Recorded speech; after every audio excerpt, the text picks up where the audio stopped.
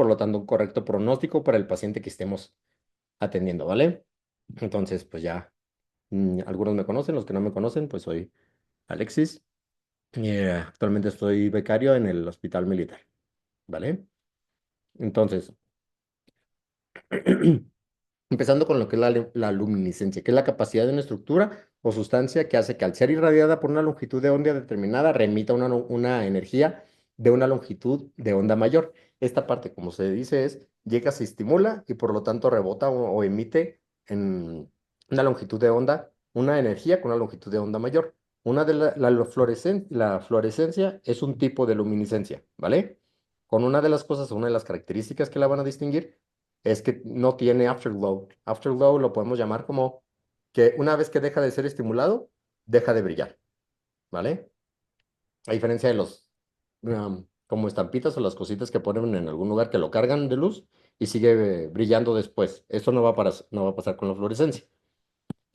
Como platicamos, no me voy a meter mucho en la parte técnica de cómo hacer una FAR, cómo hacer todo eso. La verdad es que a ustedes ya son oftalmólogos, ya van a ser oftalmólogos, entonces realmente cómo hacerla es algo que es importante, pero ustedes no la van a hacer. Ustedes no la quieren hacer porque ustedes quieren diagnosticar, tratar, operar, ¿no? La parte técnica de cómo hacer una FAR em, sería más como literal para técnicos, no para nosotros, ¿no? Entonces, esta es la parte nada más como más teórica de lo que es la, la FAR, que cuántos Daltons mide, en la unión de proteínas, que absorbe una luz de 465 a 490 nanómetros, y la luz que emite es de 520 a 530. Entonces, esta es la parte de cuánto absorbe y cuánto emite en longitud de onda. Y nada más como para que tengamos una imagen de algo que es la pseudofluorescencia. La pseudofluorescencia es cuando los filtros no están bien colocados. A qué nos referimos? Lo que dijimos hace rato, una luz que llega y estimula y que en retorno nos da una luz con una longitud de onda mayor. Si los filtros, como están aquí eh, ejemplificados, no están bien alineados, lo que nos va a dar es una fluorescencia en lugares donde no debería de fluorecer. Entonces, esta es la parte práctica, la parte técnica de cómo funciona la FAR. Una luz que se emite, azul, una luz que regresa en amarillo, en verde amarillo, ¿vale? En práctica es eso. Pero entonces, que si yo les estoy diciendo que lo que nos interesa no es cómo hacerlo, que no es la parte de el equipo, de la cámara, de canalizarlo y todo eso, ¿qué es lo que sí nos interesa? Porque pues nosotros se la vamos a indicar a un paciente, ¿no? Entonces pasamos desde el principio. Tú le dices al paciente, señor, señora, usted necesita hacerse una FAR. Primeras preguntas del paciente. Oiga, doctor, ¿y el estudio es seguro? ¿Qué me van a hacer? ¿Qué es lo que va a pasar? Pues lo van a canalizar, le van a pasar un medio de contraste por la vena y por medio de ese contraste nosotros vamos a tener una idea de cómo es la circulación dentro de su ojo. Pero el estudio es seguro, o sea, no me va a pasar nada. Pues, ah, más o menos. Entonces, la dosis oral es de 25 miligramos por kilo a pasar a 40 a 60 minutos. Aquí vamos a tener diferentes bibliografías porque hay diferentes dosis o cargas o recomendaciones de cómo se va a cargar todo esto, ¿vale? Aquí les estoy dando tres dosis diferentes que vienen tres bibliografías diferentes para poder hacer una FAR. En algunos lugares lo que hacen es que le cargan la fluoresceína y al momento de pasarla les pasan 1 mililitro. Al momento de pasarla la pasan mal diluida. Al momento de pasarla le pasan menos miligramos o la diluyen mal. Entonces al momento de hacer el estudio, ¿qué es lo que va a pasar? No va a florecer normal, no vas a tener los tiempos como deben de pasar o la están pasando en despacito en una bolsa. Entonces, ¿qué es lo que va a pasar? Que no vas a tener los tiempos como debería de salir o como pasa o como les vamos a mencionar ahorita y por lo tanto el resultado te va a salir diferente, ¿vale?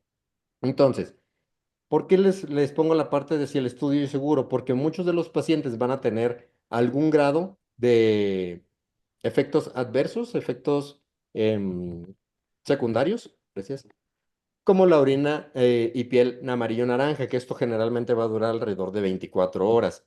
Entre los más comunes va a estar la náusea y el prurito. Entonces, para eso se puede dar tratamiento.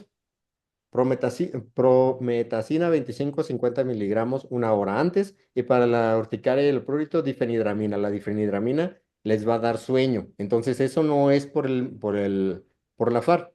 Es que me sentí como somnoliento después. Es que no fue la FAR. La FAR no te da sueño. Es el medicamento. Y entre los efectos que puede dar un poquito más de efectos adversos está la extravasación, porque sabemos que una vez que si la fluoresceína se extravasa, puede generar necrosis de la zona. Tenemos un mensajito. La dosis es la misma para bebés. Acá tenemos, ahorita lo vamos a mencionar a un ladito, porque una de las cosas es que a mí me gustan mucho los bebés. Entonces, la concentración máxima y las dosis van a depender de todo esto. Y hay una de las bibliografías que mencionan esta parte de 25 miligramos por kilo.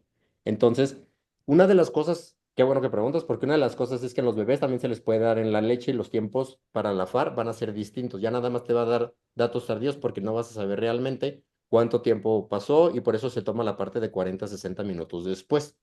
Entonces, una vez que tú lo das, lo que vas a ver en la FAR es no tener fugas. ¿Para qué le vas a hacer una FAR a un bebé?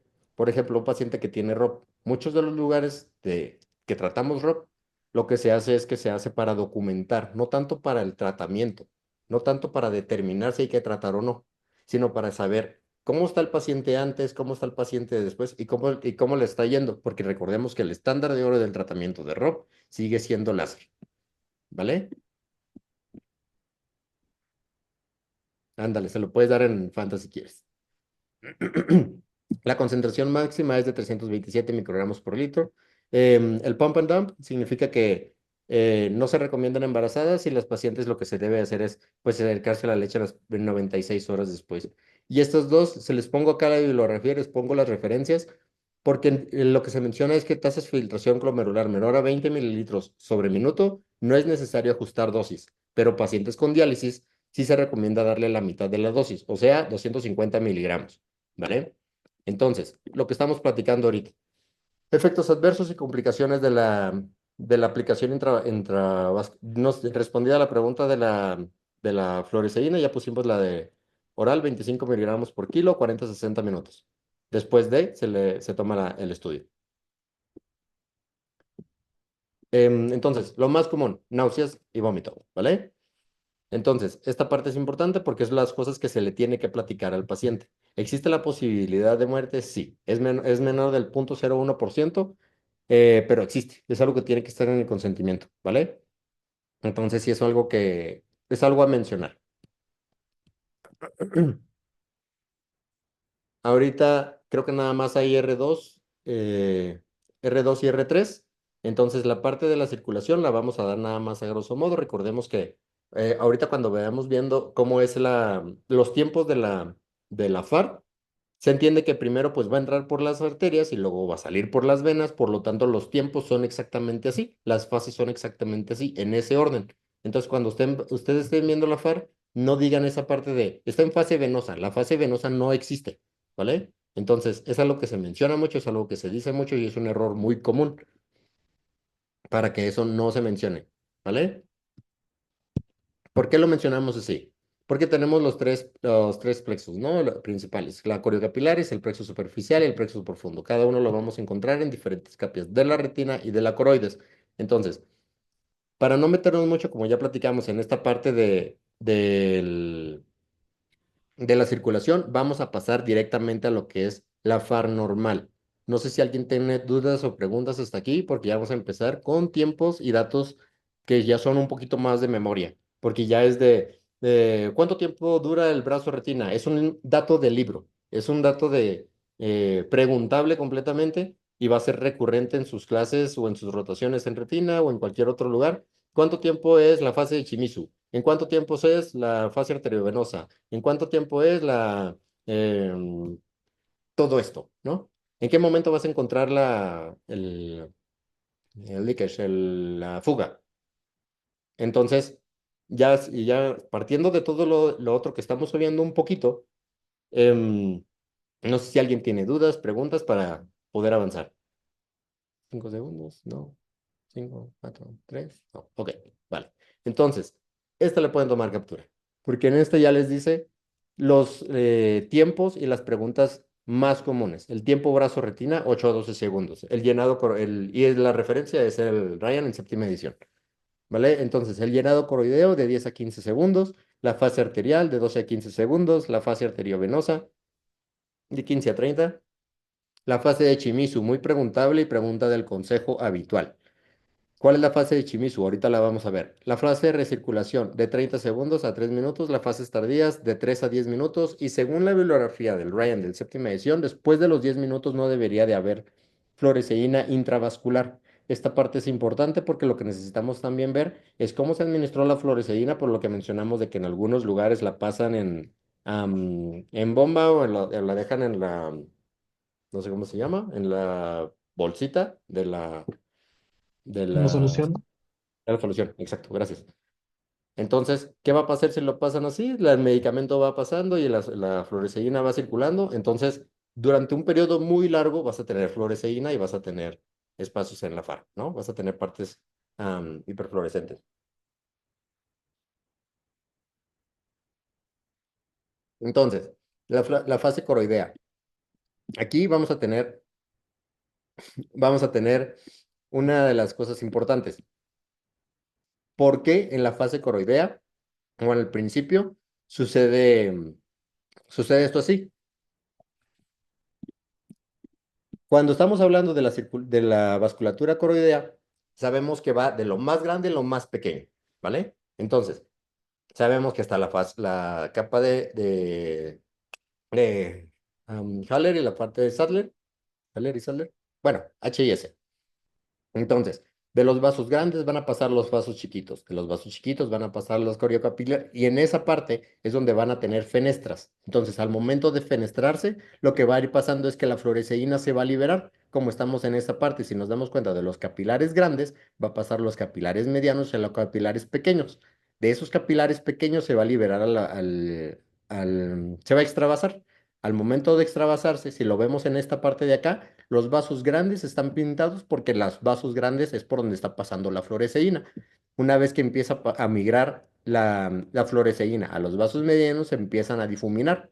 Y una vez que la fluoresceína se empieza a liberar en las fenestras, ya empezamos a perder el contorno de los vasos coroideos. Esto es en la FAR, ¿vale?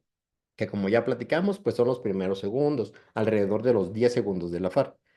Recordemos que para eso es importante tener la parte del cronómetro al momento de estar revisando la FAR. Ahorita vamos a platicar por qué.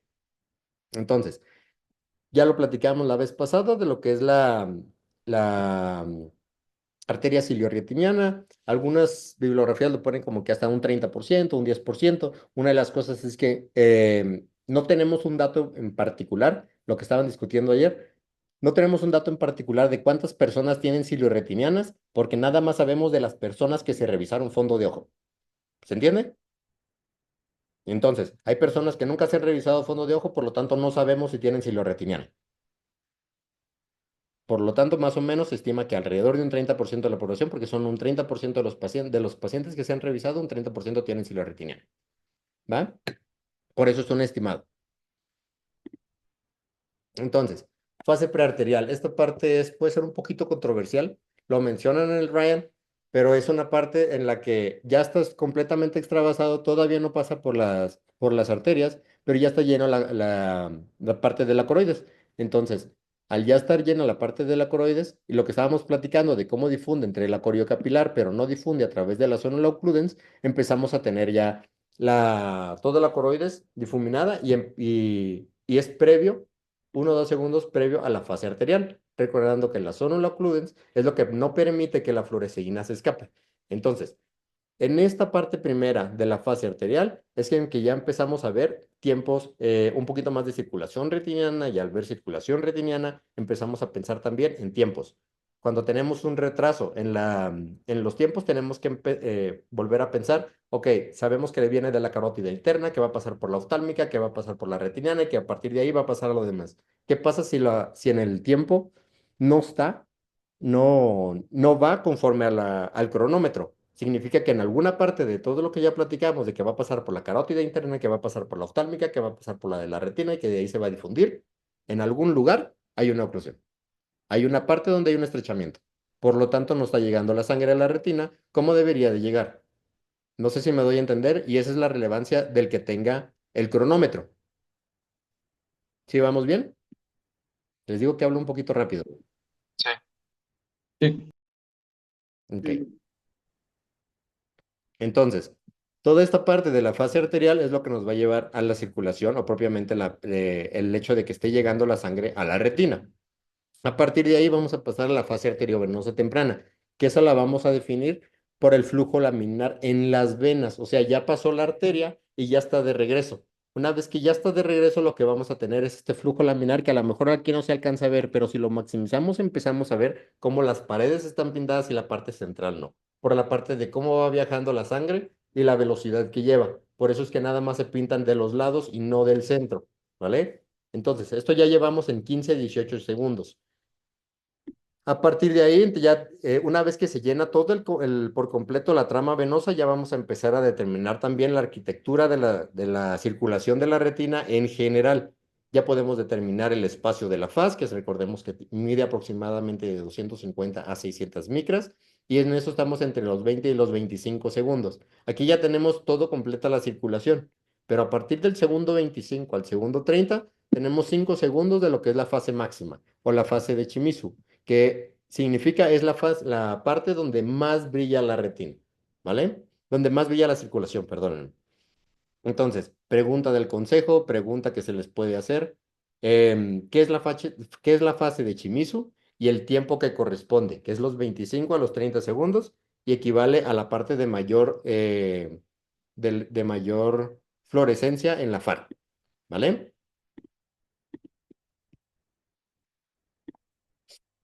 Después, ya lo que es la fase arteriovenosa tardía o la fase que ya le llaman como fase venosa. Esto no existe, esto no lo pongan así, ¿vale? Esta parte es bien importante porque es como un chiste de algo que se dice entre retinólogos, de esto no se dice, esto no existe, esto no es, em,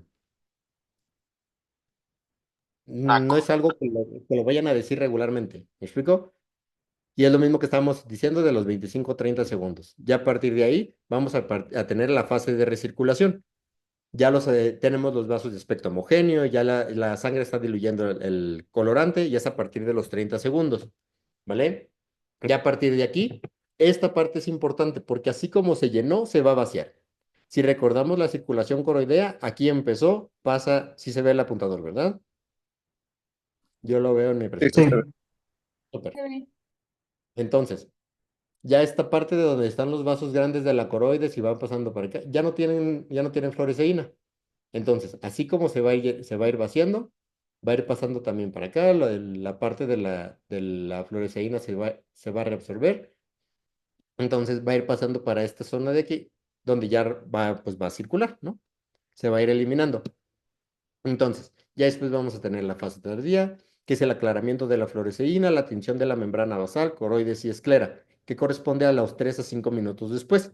Como ya platicamos, van a ir pasando acá de los vasos grandes, vasos medianos, coriocapilar, y cómo estos ya va a ir pues difundiendo y eliminándose la fluoresceína, ¿vale? Entonces, en esa parte de la fase tardía es donde se puede teñir la membrana basal, la coroides, la esclera y el nervio óptico, ¿vale? Entonces, en esa parte de la tinción del nervio óptico es algo que se considera normal. Hay muchos de los pacientes lo van a tener, porque también recordemos que en esta partecita de aquí vamos a tener un poquito de esclera o podemos tener un poquito de esclera. Entonces, eso también se tiñe con la fluoresceína. Entonces, eso es lo que conocemos como staining, ¿vale? Hasta aquí. ¿Dudas o preguntas? Sí, Estamos hablando de... entonces, buenas noches. Entonces nos pasaríamos de la tercera fase, que es o sea, no mencionaríamos la fase pues venosa, que como dices, no existe, ¿verdad? Solo nos pasamos de la tercera a la recirculación. Fase arteriovenosa temprana, arteriovenosa tardía y recirculación. Ah, ya, gracias. Les ponía esta parte de acá. Y la verdad es que ha sido, les digo, lo he escuchado como chiste, lo he escuchado como como chascarrillo básicamente, de que, la fase venosa. Es como, entonces ya las arterias no tienen nada de esto. Entonces ya ninguno de los otros tejidos está teñido. Ya nada más hay en las venas, cosa que no va a suceder porque simplemente al mismo tiempo que están en las venas, va a estar en los otros tejidos, que es lo que estábamos platicando ahorita de cómo se va tiñendo lo demás. ¿Me explico? Sí podemos hablar de fase arterial, porque en la fase arterial sí puede haber nada más en las arterias. Sí podemos hablar de la fase coroidea, porque sí hay un momento en el que nada más la coroides tiene fluoresceína. Sí podemos hablar del tiempo de brazo-retina, porque hay un momento en el que nada más está en el brazo en lo que llega a la retina. Pero no podemos hablar de la fase venosa, porque no hay un momento en el que solamente hay en las venas. ¿Sí me explico? Mm, sí, gracias. Vale. No, gracias a ti. Vamos a avanzar, bla, bla, bla, bla, bla, bla, bla, bla. Bueno. Entonces. Ahorita les preguntaba si tenemos dudas o preguntas porque ya vamos a empezar a hablar de los fenómenos en la FAR. Una vez que entendemos la FAR normal, vamos a empezar a hablar de las cosas que vamos a encontrar en una FAR. Son las cosas que brillan y las que no. ¿Me explico? Más o menos. Sí, Vale. Entonces, primero vamos a hablar de las hipofluorescentes porque creo que son las más fáciles, porque nada más vamos a tener dos. Pero estas dos es importante porque también nos dan muchos datos y nos orientan a muchas cosas. Entonces, cuando hablamos de hipofluorescencia, vamos a hablar de que algo está bloqueado, algo está tapando, algo obstruye ese flujo ese remisión del estímulo de la longitud de onda o un defecto vascular. Entonces, en ese defecto vascular, significa que hay un lugar por donde la fluoresceína no está pasando. Entonces, al no pasar, pues ya no se llena. Al no llenarse, por lo tanto, no brilla. Entonces, ¿por qué los ponemos en esta parte, como de la retina, del disco, de la coroides? Porque son básicamente por los lugares por donde va a pasar la fluoresceína. Entonces, en este ejemplo, vemos que tenemos una hemorragia preretiniana. Esta parte es bien importante, porque una vez que nosotros vemos el fondo del ojo, la parte de la correlación entre lo que estás viendo en tu fondo de ojo y lo que estás viendo en tu FAR es lo que te va a dar la complementación de qué tipo de hipofluorescencia estás teniendo. ¿Me explico lo que quiero decir? Lo que sí, quiero decir acá es que siempre tienen que ver el fondo, o bueno, la foto, antes de ver la parte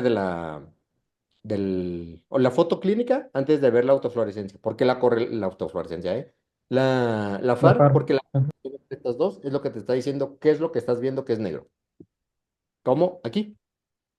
Al poder ver la correlación entre estas dos y ver la definición de los bordes de cómo se va marcando entre esta parte y esta parte, ¿sabes? Es el mismo ojo, esto es lo que está bloqueando y por lo tanto acá también tenemos esta parte de la hemorragia prerretiniana que a lo mejor no es tan evidente al momento de estar viendo la foto, a lo mejor es algo que pasó desapercibido, pero es mucho más evidente al momento de hacer la FAR. Entonces, ¿cómo es que esto sucede? Recordemos que no tienes afterglow. Entonces, si no tienes un afterglow al momento de hacer el estudio, lo que va a pasar es que no tienes un retorno de esa luz de longitud de onda mayor, qué es lo que no te está pasando al momento de hacer el estudio. Queremos decir, al momento de hacer la FAR, la fluoresceína que va por aquí está siendo estimulada. Una vez que llega aquí, estuvo estimulada, pero por acá abajo, pues no te va a brillar. ¿Por qué? Porque no tiene afterglow y no va a pasar por la reemisión de la luz, no va a pasar a través de la sangre. Entonces, lo mismo te lo va a dar las hemorragias en diferentes capas. ¿Cómo sabemos que esta hemorragia está perretiniana? Porque sabemos que los vasos que están aquí, que vemos por esta parte de acá, corren a través de la retina. Un bloqueo o algo que te obstruya el vaso va a hacer que no puedas ver el contorno del vaso a lo largo de su trayecto. Para hacer el ejemplo un poquito más claro, vamos a ver las hemorragias que son intrarretinianas. Aquí vemos el trayecto vascular, a lo mejor un poquito perdido a través de las hemorragias en flama, pero al momento de hacer la FAR es más fácil distinguir por dónde va pasando el vaso y por dónde, cuáles son las partes que tienes las hemorragias que obstruyen el trayecto. Aquí, la verdad es que el vaso es difícil de ver. Si nos damos cuenta por esta bifurcación y esta bifurcación, sabemos que es el mismo ojo, pero este vaso que está acá, que es el que se ocluyó, realmente no distinguimos, o al menos en mi ojo, no distinguimos bien por dónde pasa. Al momento de hacer la FAR, podemos ver de una mejor manera el trayecto vascular. ¿Y por qué lo podemos ver? Porque recordamos que tenemos el estímulo que nos permite la visualización del trayecto vascular independientemente de que haya pequeños sangrados que nos obstruyen esa parte de la visión. ¿Vale? ¿Sí se entiende más o menos? Sí. Sabemos que la hemorragia esta no es prerretiniana, es intrarretiniana, porque hay partes que lo obstruye y partes que no. Y en este caso, por ejemplo, si seguimos en la misma idea de lo que estábamos platicando ahorita, vemos el trayecto vascular, pero casualmente aquí sí podemos ver y determinar fácilmente el trayecto vascular, aun cuando tenemos una hemorragia. Si seguimos el mismo principio de lo que estábamos platicando ahorita, sabemos que esta hemorragia por lo menos no es prerretiniana, ¿no? ¿Qué tipo de hemorragia podría ser? ¿Podría ser intrarretiniana? Tal vez. Podría ser intrarretiniana. ¿De qué va a depender? De que podamos ver el trayecto vascular, en el contorno del vaso en todo su trayecto. En algunas partes la verdad es que no se aprecia muy bien, porque puede ser que esté borrado también por la hemorragia. Pero al momento de hacer la FAR, vemos que todo el trayecto vascular es distinguible. Entonces, aquí no se ve porque se pierde en el contraste del color. Nosotros no podemos determinar un rojo sobre otro rojo o sobre un color un poquito más oscuro. Entonces, ya tomando en cuenta la FAR, ¿qué vamos a determinar? Que, que por la profundidad de donde está la parte hipofluorescente va a ser subretiniana. ¿Me explico? Más o menos. Y en un esquema lo vamos a encontrar así. No vamos a distinguir circulación coroidea, pero sí vamos a distinguir bien circulación retiniana. Entonces, podemos decir que esta hemorragia está debajo de la retina, pero enfrente de la coroides. ¿Se entiende? Sí. Va, va, va. En este caso, por ejemplo, que tenemos una lesión pigmentada, puede estar en la retina, tal vez. O sea, al momento de estarlo viendo, a lo mejor, si no, si no tenemos así como la mayor experiencia y demás, vamos a decir, no, pues es que tiene algo ahí en la retina. Entonces, como, pues tal vez, a lo mejor sí. Pero de nuevo, ¿de qué color es la retina? Esta es una pregunta que les he hecho al mi CR1 desde siempre. ¿De qué color es la retina? Alguien que me diga de qué color es la retina. Pues no tiene Transparente. color, es transparente, ¿no? Transparente. Así es. La retina no tiene color, la retina es transparente. Entonces, si la retina es transparente, lo que estamos viendo acá, que es colorcito naranja, estamos viendo un poquito, estamos hablando de retina neurosensorial. Estamos hablando entonces de lo que estamos viendo acá, es un poquito más de PR, estamos viendo un poquito más de otras cosas. Entonces, si tomamos en cuenta que la retina es transparente, sabemos que esta parte del color de aquí sí se ve la retina, sí se ven los vasos, sí se ve la circulación, por aquí va. Entonces, estos vasitos que están aquí nos dicen, esta lesión no está en la retina, esta lesión está un poquito más abajo. Entonces, al estar un poquito más abajo y hacerle una FAR, vemos que todos los vasitos de la retina están corriendo bien. Un trayecto vascular se aprecia perfectamente. Y lo que va a pasar acá es que esta lesión, que está en el EPR, no permite que veamos de forma correcta lo que está debajo de la retina, o sea, la coroides. Entonces tienes un defecto por bloqueo, no por la sangre, sino por una hiperplasia LPR, un EVO, una melanoma o lo que tú quieras que te pueda generar una lesión oscura por ahí debajo. Entonces, lo mismo pasa acá, en este otro paciente. Algo muy similar. Aquí se alcanza a ver perfectamente el contorno de los vasos. Entonces decimos, ¿esta lesión está en la retina o dónde está?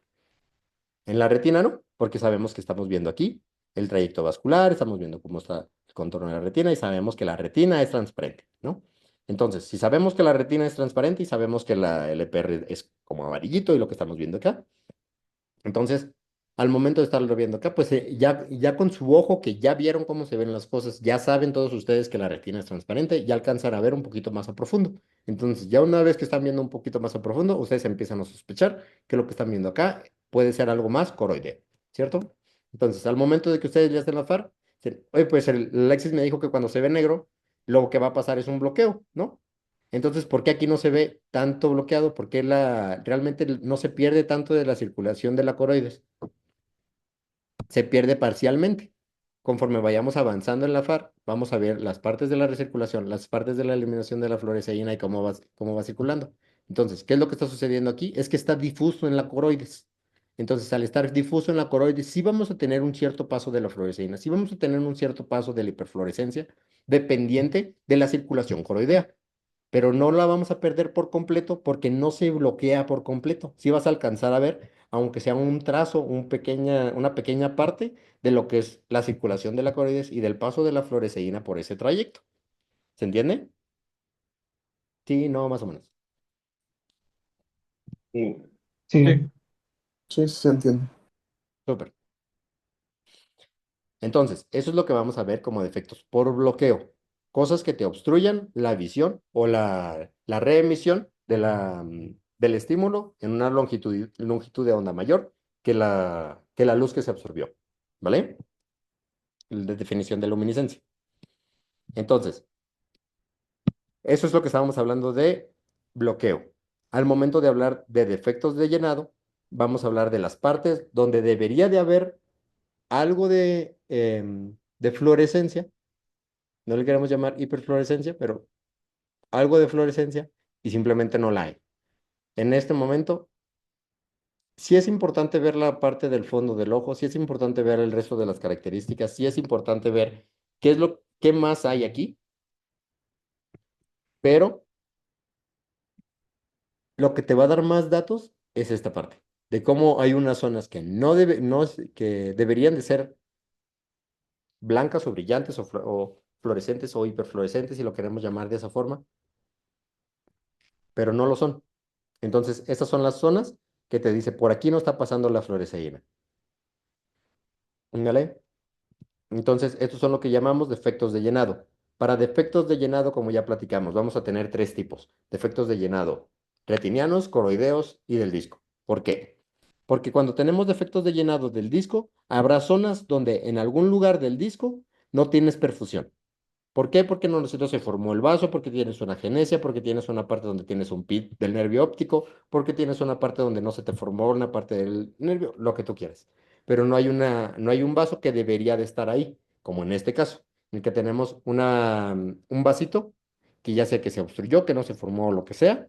Por lo tanto, tenemos una zona donde no se perfunde. Al no perfundirse, vas a tener un defecto de llenado del disco, ¿vale? Entonces, que lo vas a tener al principio principalmente y conforme va pasando la FAR, puede ser que algo de la fluoresceína se escape, por lo que platicamos hace rato de la velocidad que lleva y y lo vamos a ver como un retraso en la parte del, del cronómetro, de los tiempos, ¿vale? Eso obviamente en el caso de que sí se haya formado, no de la agenesia como platicábamos hace rato. Un defecto de llenado de la coroides. ¿Existen los infartos coroideos? Sí, sí existen. Entonces, como existen los infartos coroideos, puede haber zonas donde en la coroides no está llegando la circulación como debería de llegar. Entonces, ¿qué es lo que va a pasar en la FAR? Vas a ver que la coroides está tiñendo, se está pintando, está floreciendo en un tiempo en el que no debería. Está tomando más tiempo. Recuerden, la coroides se va a ir pintando despacito, porque al final del día, aunque no esté perfundido, aunque tengamos un infarto, aunque tengamos una falta de perfusión, los vasos están fenestrados. Entonces, ¿por qué es importante esto? Porque en este caso no significa que acá ya se haya llenado, ya está bien, ya lo destapaste con la fluoresceína. Significa que la fluoresceína que escapa de esta parte de acá en las fenestras va a ir, va a ir difundiendo o va a ir llenando los espacios que no estuvieron fluorescentes al principio. Entonces, esto lo que te está diciendo también es que al momento de llenarse se va a ir llenando por lóbulos o, ¿cómo se llama? Creo que sí lo vieron como, lo mencionan como lóbulos en la bibliografía. Pero entonces es lo que te va a ir diciendo que en algunas partes se van a ir llenando después. Por eso también puedes tener defectos de llenados de la coroides, ¿vale? Porque se van llenando como por lóbulos, algunas partes debería, todo debería de teñirse al mismo tiempo, pero no sucede así porque está infartado. Y lo que conocemos más comúnmente, lo que más hemos visto al momento de hacer FAR, pues son los defectos de llenado de la retina, como lo que estábamos platicando hace rato. Entonces, va a haber zonas en las que a lo mejor ya tenemos 11 segundos. ¿En qué fase deberíamos de ir? ¿Se acuerdan?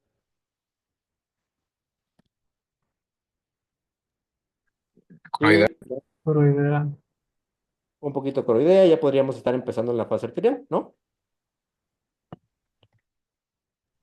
Pero ¿qué está pasando acá? Hay algunas arterias que están pintadas, hay algunos que no. Hay algunos vasos que están pintados, hay algunos que no. Ya tenemos 23 segundos. Ya estamos cerca de la fase máxima, pero todavía tenemos vasos que no tienen fluorescencia. No lo llamemos hiperfluorescente. Todavía no florecen en absoluto. Entonces, ¿qué es lo que está pasando aquí? Hay algunos zonitas donde tienen retraso en el llenado o que simplemente no se han llenado.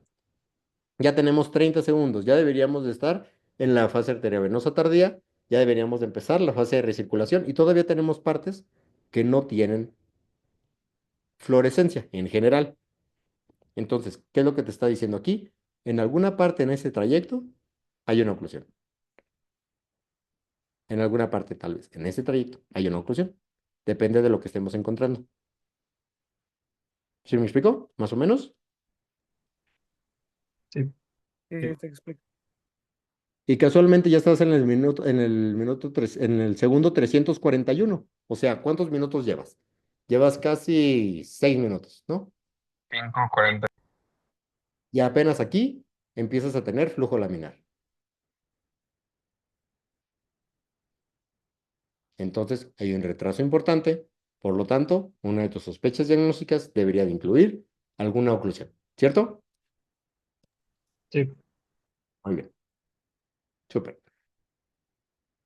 Mismo caso. Aquí ya empezamos a ver un poquito de otras cosas otros fenómenos que ya tenemos. Defecto de llenado, algo más brillante, algo más blanco, algunas otras zonas de defecto de llenado que al compararlas con otras zonas de retina, dices, ¿por qué algunas partes son oscuras y otras no? O otras son menos oscuras que las demás. Ya son los que te empiezan a dar datos de algunos otros diagnósticos, ¿cierto? Entonces, mismo ejemplo de defectos de llenado de la retina, ¿vale? Cosa que se podría describir o se debería de describir al momento de estar revisando una FAR, al menos en la nota para tu antecedente. Y la combinación también de algunas zonas donde vas a tener fenómenos de bloqueo. Entonces aquí tenemos la combinación de ambos. Por eso lo que mencionábamos hace rato, es bien importante ver también la comparación entre la foto clínica y la FAR. Porque si no vas a decir, ah, no, pues entonces acá también tiene un defecto de llenado. Realmente no. Acá lo que tiene es un defecto por bloqueo. Porque al momento de hacer la correlación con la fotoclínica, te das cuenta de que acá tiene una hemorragia, acá tiene otra hemorragia, acá tiene otra hemorragia. Entonces, al momento de estarlo viendo acá y viendo cómo tenemos el, la disminución en el trayecto vascular, la hemorragia lo que te está bloqueando poder ver el trayecto vascular y el contorno, y desde todo el contorno de los vasos. ¿Me explico? Y sí, justo, ahí tiene también algunos defectos de hiperfluorescencia por la alteración en la barrera hematorretiniana, como que ahorita vamos a ver, ¿vale? ¿Se entiende más o menos? Sí. Súper. Muy bien. Entonces, ya aquí terminamos con los defectos de hipofluorescencia, ¿va? Son dos. Vamos a tener por bloqueo en diferentes partes y vamos a tener por defecto de llenado, dependiendo del tipo de circulación que estamos tomando. ¿Se entiende? Sí. Súper. Otra diapositiva para el que le tomen captura. Porque si ustedes me preguntan, la verdad es que puedo sonar a lo mejor un poquito mal, pero les podría decir que conozco pocos médicos, pocos oftalmólogos que toman en cuenta este diagnóstico al momento de estar hablando con un paciente con diabetes. el diagnóstico de isquemia macular diabética. Una de las clasificaciones más utilizadas y más aceptadas de la isquemia macular diabética es por FAR. Esta nos las dio el ETDRS. Entonces, en el reporte 11 del ETDRS desde 1991, nos habla de que tenemos, dependiendo de todos estos datos, del grado 1 al grado 8, nos va a dar que un paciente puede tener no ganancia visual, aun cuando ustedes ven que su estudio está bien, ya está fotocoagulado, ya no tiene edema macular, el paciente se ve súper bien. ¿Por qué el paciente no ve? Porque la mácula tiene isquemia. Cosa que muchas veces no evaluamos, muchas veces no vemos. Cuando vean OCTA, van a ver que realmente hay algunos datos que te sugieren la isquemia macular. También en el OCT, en el OCT estructural, hay datos que te sugieren la isquemia macular y que muchas veces el paciente pasa de ver 20-150 con un grosor macular de 800 micras a ver 20-150 con un grosor macular de 220, que ya no tiene líquido intrarretiniano, que ya no tiene ningún tipo de lesión, que la retina se ve súper bien, isquémica si tú quieres, fotocoagulada si tú quieres, pero ¿por qué el paciente no mejoró si estructuralmente ya está bien? Diagnóstico importante, cosa importante para el pronóstico del paciente. Incluso me atrevería a decir que esta parte de la isquemia macular puede ser incluso también criterio de que a un paciente lo operes o no lo operes, pero generalmente no lo tomamos en cuenta. O se irán dando cuenta ustedes también que al momento de ver FAR, generalmente no vemos mácula. ¿Por qué? No sé, pero es algo importante. ¿Me explico? Sí, no, más o menos. Sí. Ok, dudas, preguntas, comentarios, quejas, sugerencias, traumas psicológicos o cualquier cosa que necesiten preguntar, aquí estamos, ¿eh? Así que Yo hablo una rápido. duda. Dime, güey. ¿Por qué del grado 4 se pasa al 8? Porque el 8 no se puede graduar. Es como, es un Ok, chingo. ajá. Pero si hay ¿Me explico? 5, 6 y Simón. 7. Ah, ok, va. Entonces, literalmente así es la estadificación. Es como, ya perdiste mucho, ya tienes más de dos, más de, igual que la foto 2, la foto de acá, y ya el grado 8 es demasiado, güey. Ya tiene muchísimo. No se puede graduar porque es severamente irregular. Y esto tiene que ver con la regularidad de la vasculatura que tiene que ser redondita en la parte de la FA. Recordemos que la fobia no tiene vasos. En el lumbo no pasan vasos, no deberían de pasar vasos de la retina. Y de la coroidea es discutible, pero no debería. ¿Se entiende? Por eso la parte que te da el grado 8 es esta parte de aquí. Déjenme rayar aquí tantito, que dice severamente irregular.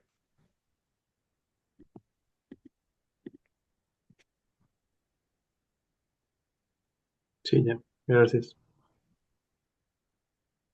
Aparte de lo que dice César es muy cierto. Las características del ETDRS se gradaban del 0 al 8. Y como no había algo que poner entre como 5, 6 y 7, por eso lo pasaron del 4 al 8.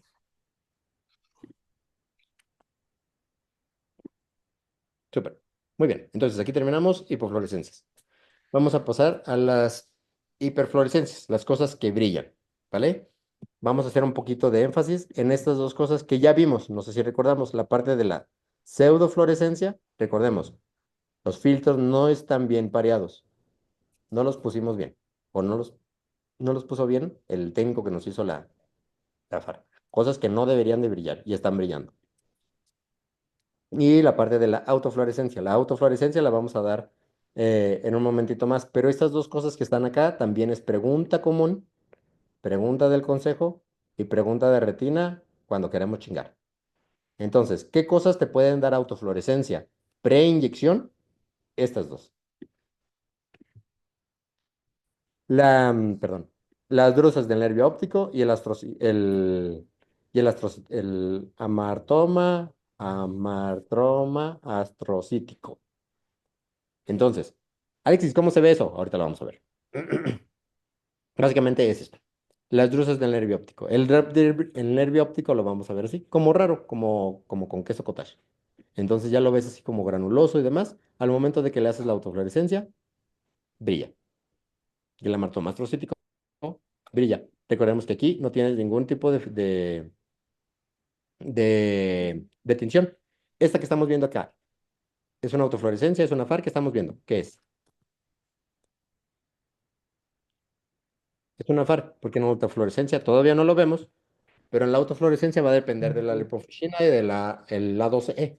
Entonces, al momento de que estamos viendo que el nervio brilla, ya nos llama la atención. ¿Vale? Súper. Muy bien. Lo mismo que estamos platicando ahorita y vamos a eliminar estos dos. No sé cómo se borran.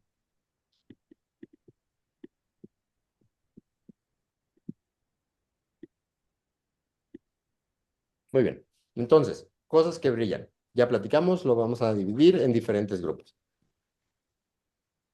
Primera parte, definición de defecto de transmisión o de ventana. Tiene que cumplir con estas 4 características para que sea un defecto de transmisión. Número 1, aparece temprano en la florangiografía.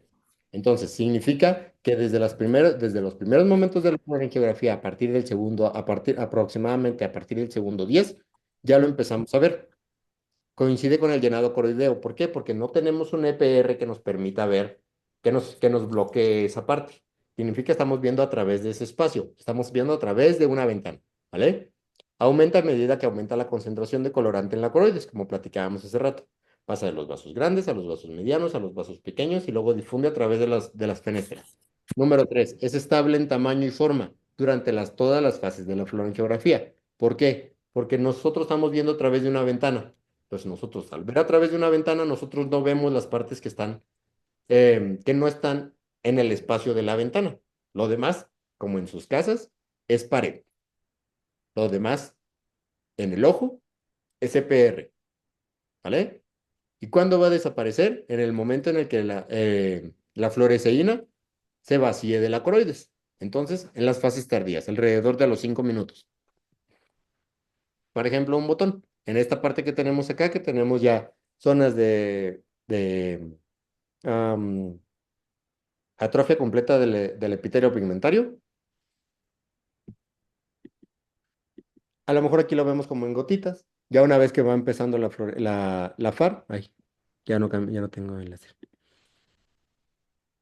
Una vez que va avanzando la FAR, vemos que tenemos zonas que están brillando, que al momento de correlacionarlas con la parte de la foto clínica, vemos que ahí se mantienen, que van aumentando un tanto conforme se va llenando la coroides. Y significa que aquí, como vemos en esta imagen, en esta foto, LPR, tenemos ausencia o defecto que permite que nosotros veamos hacia atrás del EPR, por lo tanto, vamos a ver parte de la coroides como una parte hiperfluorescente. Por eso, cuando piensen en ventana, cuando piensen en esta parte de la autofluorescencia, se entiende un poquito mejor como la parte de ventana al momento de pensar en eso, así como en mi casa. Si yo puedo ver para afuera, es a través de una ventana, no puedo ver a través de las paredes. Entonces, lo mismo pasa acá. Si estoy viendo a través de esto y está brillando para atrás, lo que estamos viendo es un defecto de ventana, ¿vale? Pregunta igual muy común en clases y en retina, al momento de que están viendo FAR.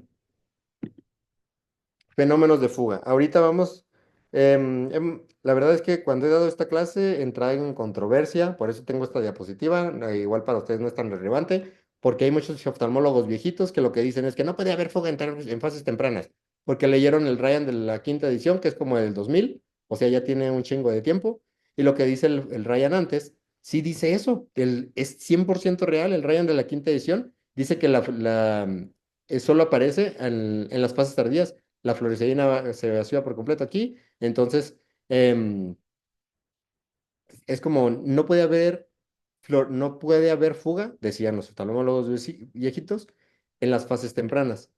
Lo más nuevo es que el Ryan de la séptima edición lo que dice es que empieza la hiperfluorescencia desde temprano. ¿Por qué? Porque la fuga va a depender del vaso por el que esté pasando la fluoresceína.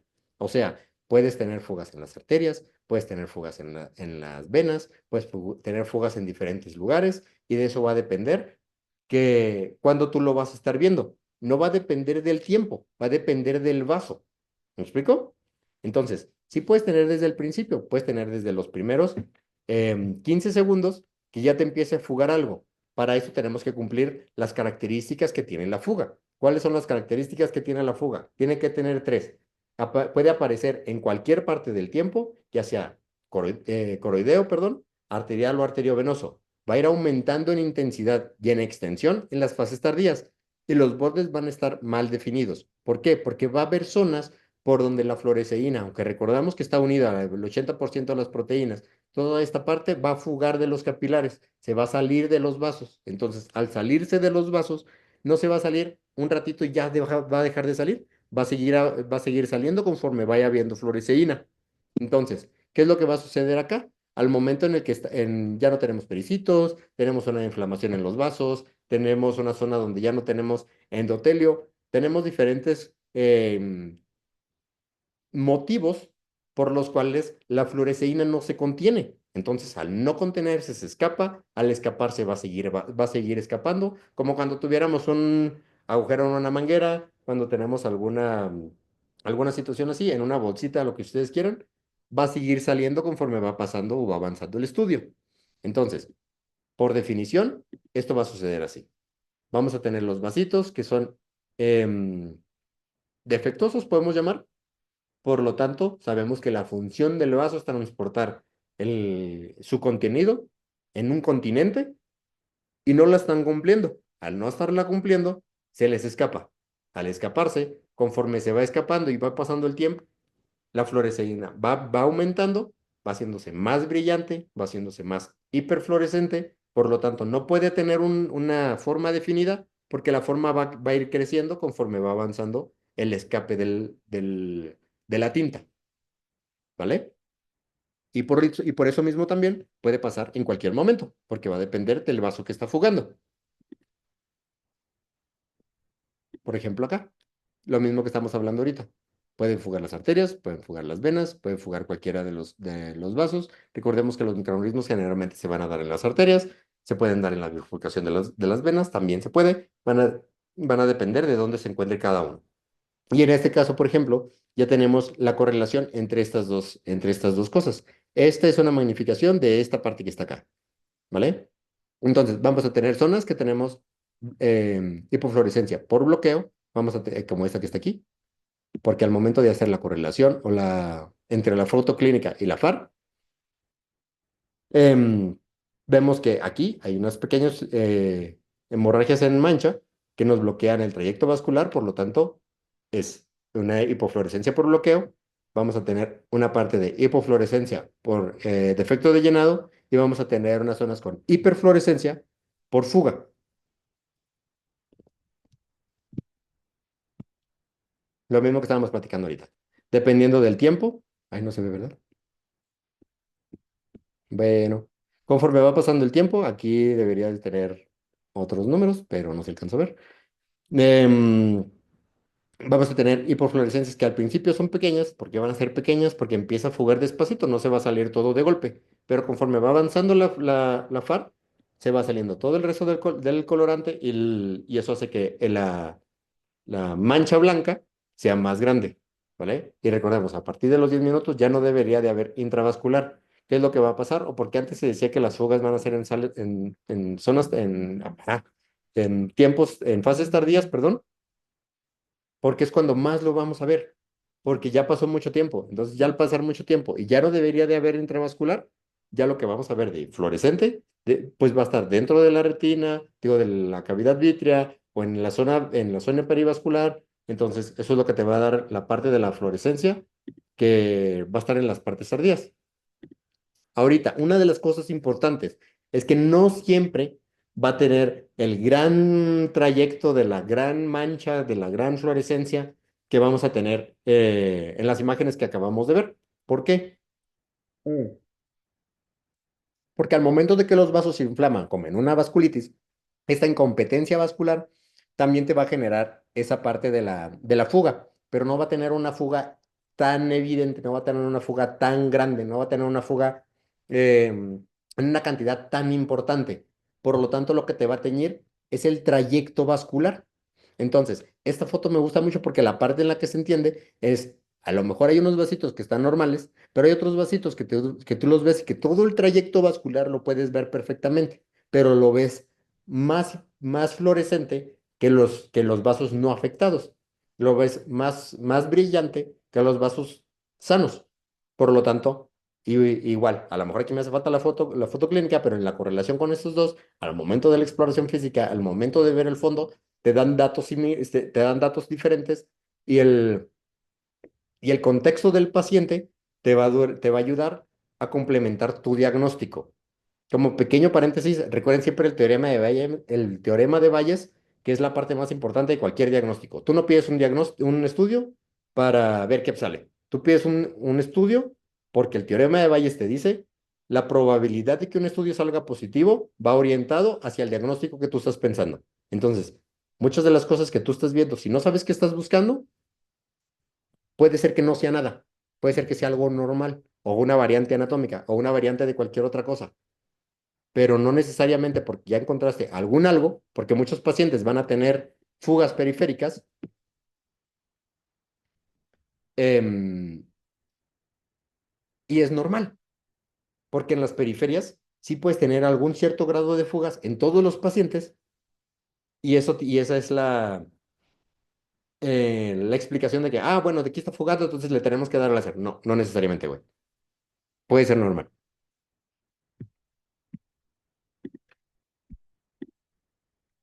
Vale. Entonces, después cerramos ese paréntesis del teorema de Bayes, lo pueden buscar en sus casitas, en Wikipedia, lo que ustedes quieran, pero complementa y ayuda muchísimo a orientarse en sus estudios que están solicitando. Y la atención. La atención debe de cumplir también ciertos criterios para que lo consideremos también tensión. Entre los criterios que debe de incluir son estos cuatro, que es la impregnación o retención en un tejido o en un material. Tiene que ser un tejido o un material. Ahorita lo vamos a ver por la diferencia entre el acúmulo. Tiene que permanecer sin cambios desde que aparece. Los bordes tienen que estar definidos, que se definen por el tejido que están tiñendo y no se extiende más allá de la lesión o del tejido que están tiñendo. Por lo tanto, en este paciente, por ejemplo, estamos viendo que tiene cierto grado de alguna cicatriz o alguna lesión que tiene aquí, sobre tienen en esta parte de aquí, desde las partes de la tinción, de la FAR, perdón, en las partes más tempranas ya los vemos teñido, ya lo vemos hiperfluorescente.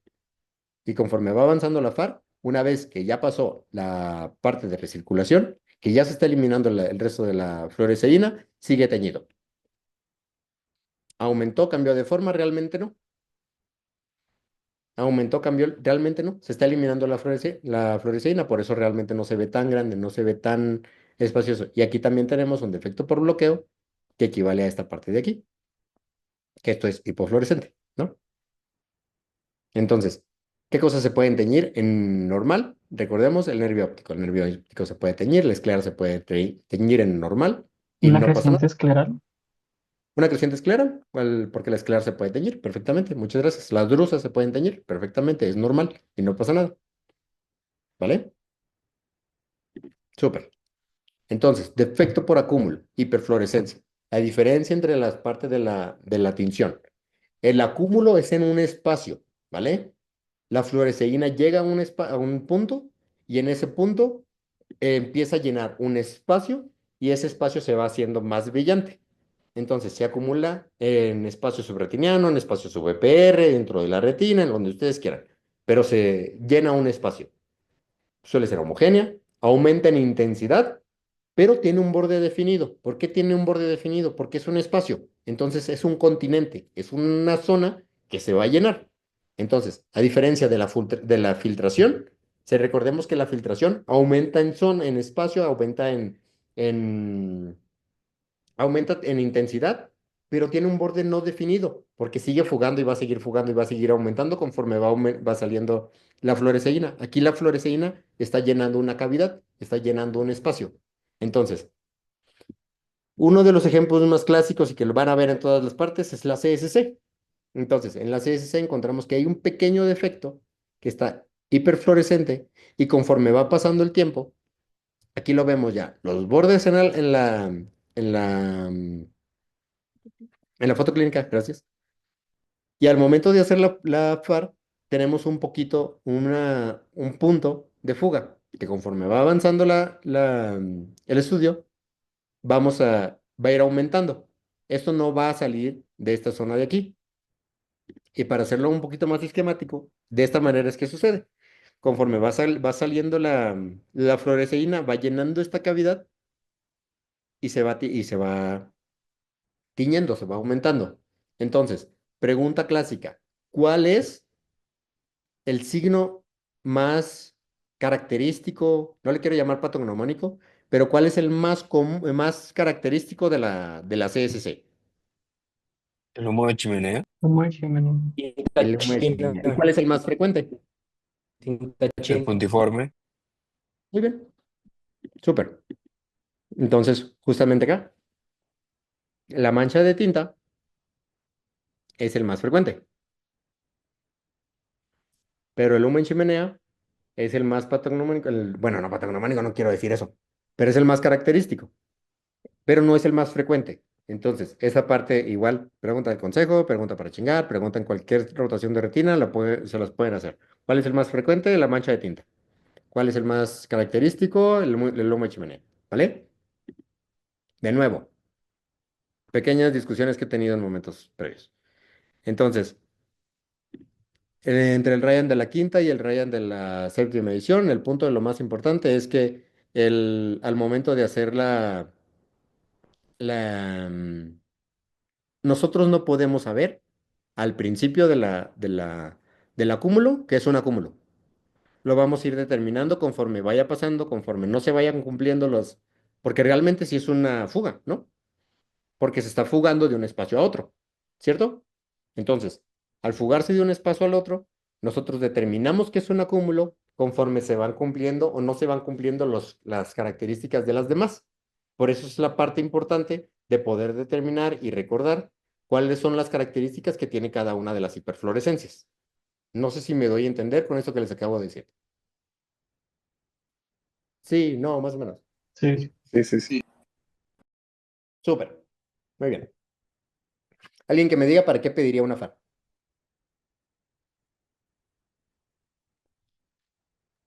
Para detectar zonas Bien. de isquemia en una retinopatía diabética, por ejemplo, Isquemia para retinopatía diabética. ¿Por qué?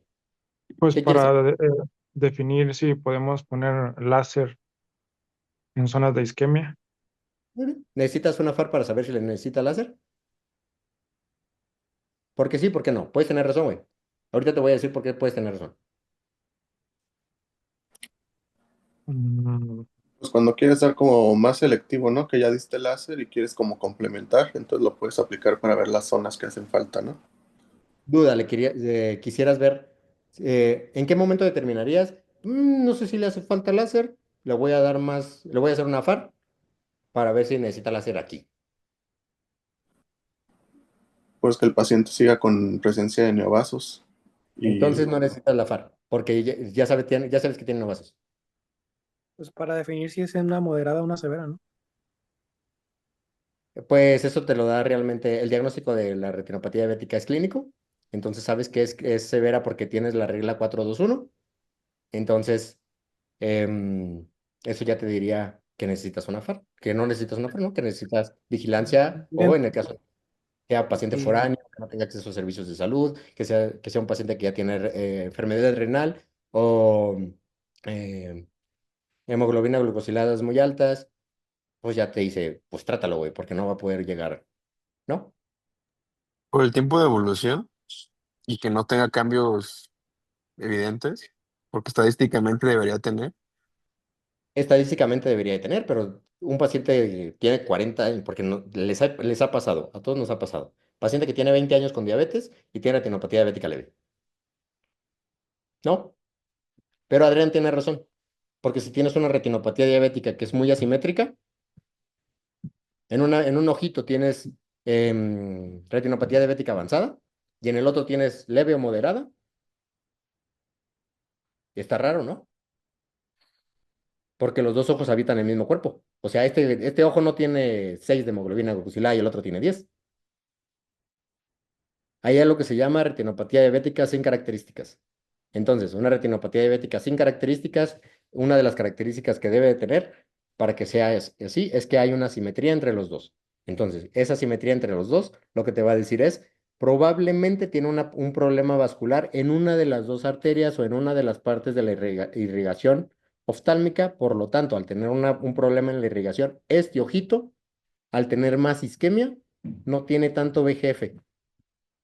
Entonces, al tener no tanto VGF, no va a tener tantas manifestaciones como lo tiene el otro ojito. Entonces, por eso este ojito tiene retinopatía diabética avanzada y este no, aunque los dos habitan el mismo cuerpo. Entonces, al momento en el que tú le haces una FAR, este ojito está isquémico completamente. Eso podría ser una indicación de FAR. ¿Me explico? ¿Se entiende? Sí, o sea, Sí. como un complemento diagnóstico, ¿no? O sea, que ya Yes. tenga algo agregado, no solo la retinopatía diabética. Así es. Y más porque te tiene que hacer pensar, porque muchas veces lo que vas a pensar es, ah, güey, entonces no tenía retinopatía diabética, tenía una oclusión. Respuesta de siempre de que, ah, nada más tiene un ojo. Entonces no era retinopatía diabética, era una oclusión vascular, una VCR. No necesariamente. Puede ser que sí sea una retinopatía diabética, ¿vale? Pero ¿por qué traigo a colación esta parte? Porque realmente, actualmente, son pocas las indicaciones prácticas que tiene la fluorangiografía. Y a lo mejor vamos a entrar en controversia porque sé que es uno de los estudios que pedimos más. Porque realmente entre las cosas que preguntamos, FAR en los bebés, como dijimos al principio, para documentar, para ver cómo está, para previo y después del tratamiento, por términos legales, hay algunos doctores que sí lo hacen de rutina. FAR, por ejemplo, en que tenemos que ver una uveitis posterior, queremos ver datos de actividad, queremos ver cosas que no podemos ver regularmente. A lo mejor, sí, pues algún tipo de uveitis posterior porque lo que queremos ver es eso y si le damos, si va a requerir algún grado de tratamiento, lo que ustedes quieran ahí, y métanle lo que quieran. Que queremos meter Para vigilar trío, tumores. lo que quieran. Entonces, Simón, ¿mande? No, o sea, pensé que seguían hablando de indicaciones, de que, por ejemplo, para vigilar tumores o procesos. ¿No me explico? Realmente tiene muy pocas indicaciones prácticas. La verdad es que yo no recuerdo la última vez que pedí una FAR. ¿Por qué? Porque la tendencia actual es ir hacia estudios no invasivos. Por eso no está desplazada por completo, sí tiene sus indicaciones particulares. Por ejemplo, un paciente que tiene en edema macular diabético, un paciente que tiene edema macular, lo van a ver en su clase de edema macular diabético, pero un paciente que tiene exudados circinados, lo que quieres hacer es láser selectivo, como me dice César, un láser selectivo, ya viste que tiene exudados circinados, entonces le quieres dar láser justamente en el microaneurisma que está fugando. Tienes una oclusión de rama y quieres dar fotocoagulación dirigida por FAR, completamente, güey. Pero eso no es común.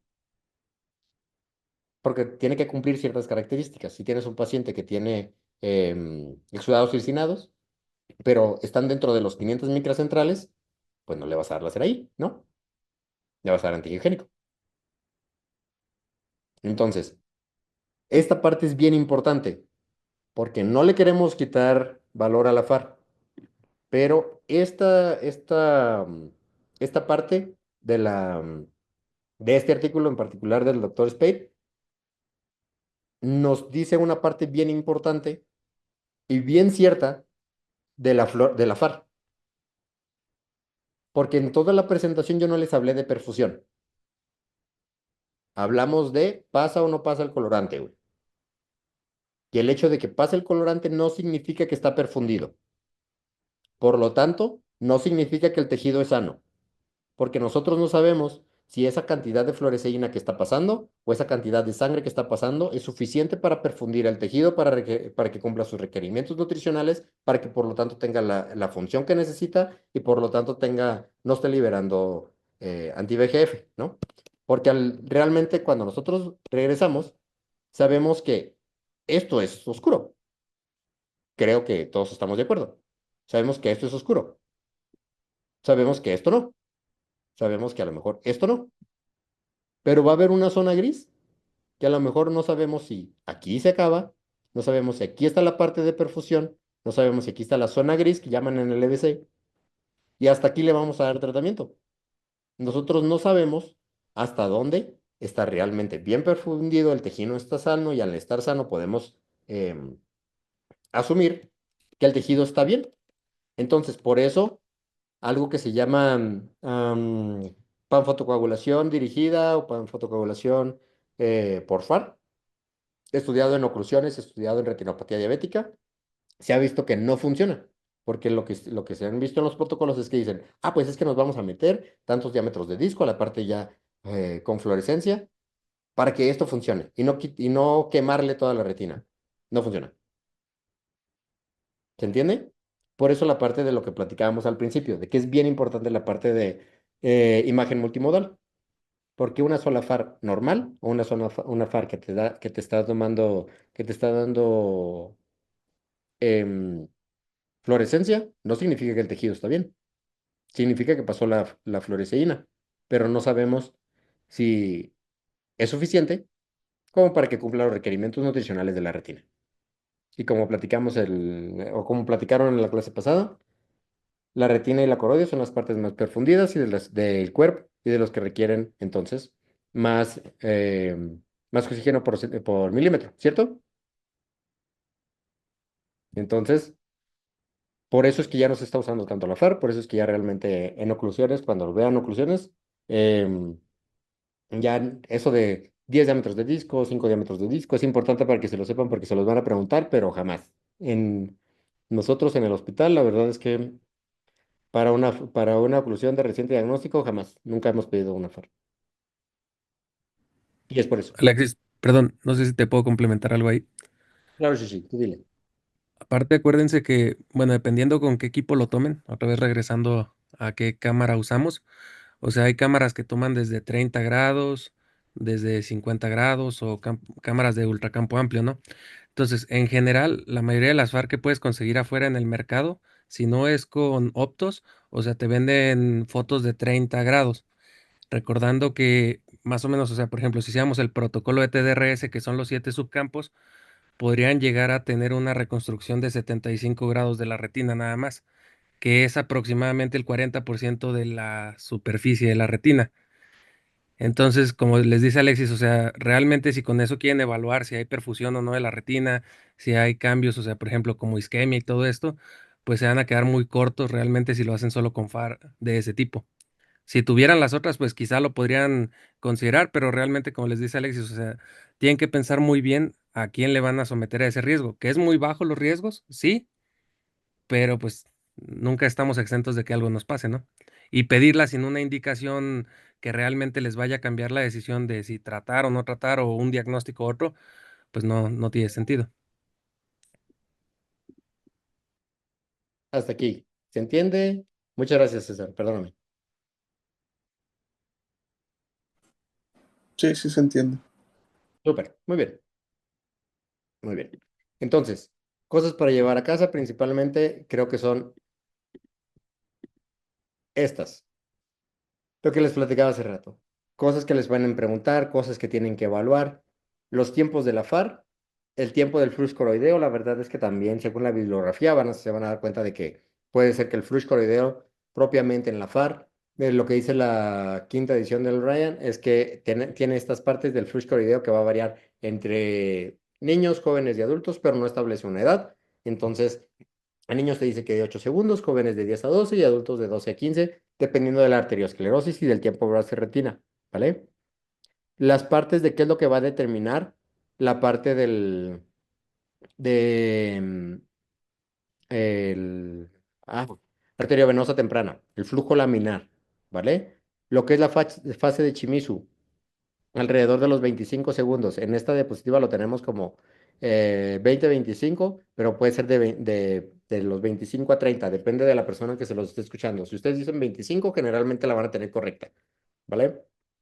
Y la parte de recirculación, y la parte la parte de recirculación a partir de los 30 segundos a los 3 minutos, y las fases tardías de 3 a 10 Entonces, estas partecitas de aquí, les digo, son lo que considero que es lo más preguntable, las cosas que creo que pueden ser em,